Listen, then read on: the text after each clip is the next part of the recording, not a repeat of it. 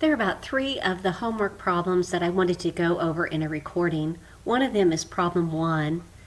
We can see here that there's an amortization schedule showing a 10-year bond and the subsequent payments and charges. The company's year end is December 31st and the financial statements are prepared yearly.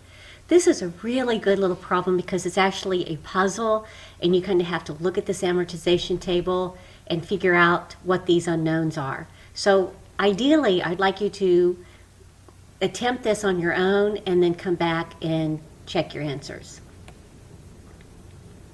Okay, well, getting started. Indicate whether the bonds were issued at a premium or a discount.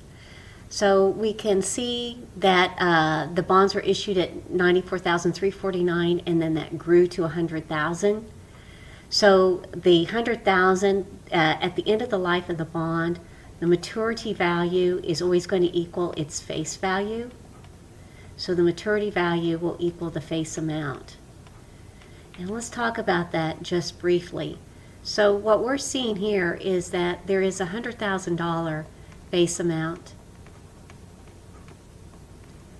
And these bonds were actually issued at a discount down here at $94,349. So they were issued at a discount. And so what we see is that both the financial aspect, the finance piece of bonds, and then the accounting will mimic that as well. The value of the bonds over the life of the bond will grow to equal its face amount or maturity amount, which are the same amount.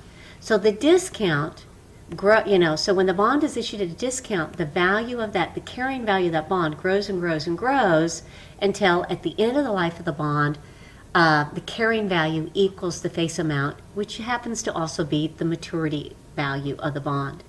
And we can see the same thing, if the bonds had been issued at a premium, let's say $105,000. When the bonds are issued at a premium, likewise, that premium gets discounted, right, gets amortized, not discounted, but amortized back, so that at the end of the life of the bond, its carrying value equals the face amount. So again, we can see that the bonds were issued at a discount here. Is this using the straight line or the effective interest method? So we can kind of go through here and see, and so if it's the effective interest method, they're taking the $94,349 times a certain interest rate. So let's see if we can solve for that interest rate. So interest of $11,322 out of a balance of $94,349 would give us an interest rate of 12%.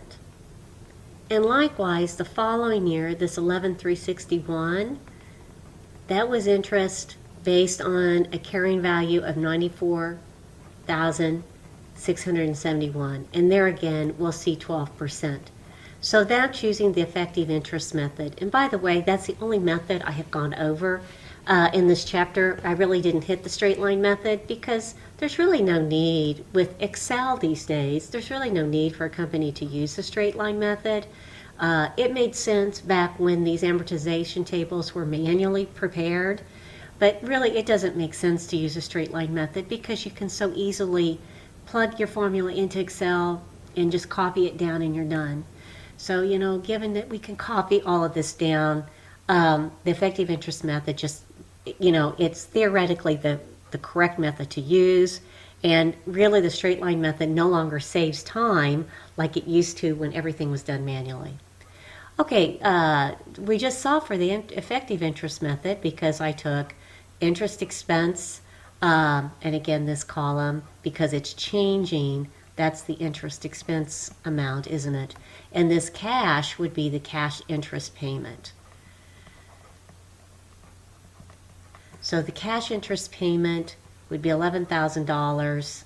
That would have been based on the face amount of $100,000, so 11%. So again, here's the cash payment. That's, so again, this is based on the contract. If the contract rate is 11%, the contract face amount is $100,000. Multiply those two together and you'll get an annual payment of $11,000. Okay, then they want us to prepare journal entries at the beginning of the bond.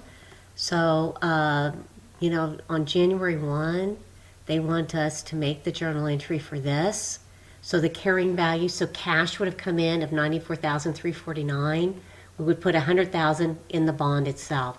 So let's look at that entry. So cash comes in of $94,349. Bonds payable is credited to increase it $100,000.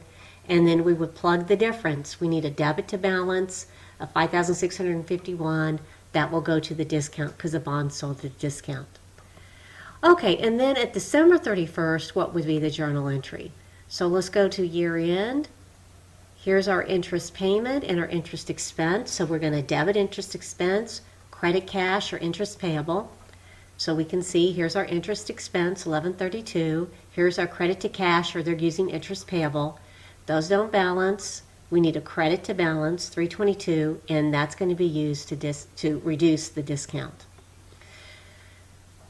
So the discount goes up with debits and down with credits. And then we jump to 2015.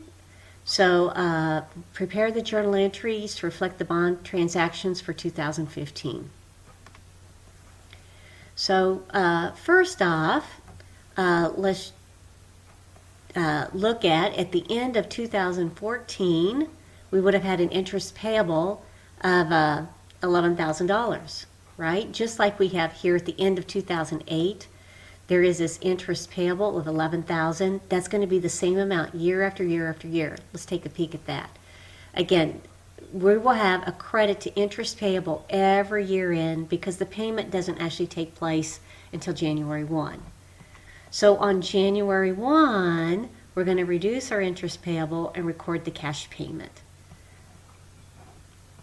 So again, this accrual of the payable, and then it gets paid on January 1.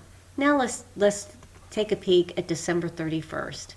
Then at December 31st, we're going to have entries for these amounts for interest. So again, we would debit the interest expense, credit the interest payable. We need another credit to balance. That's going to be applied to the discount. So this is a really good little problem of just making you solve for particular unknowns with the bonds. So you really have to understand bonds in order to work through this. And if you are able to work through this, that's a really good sign that you understand the concepts.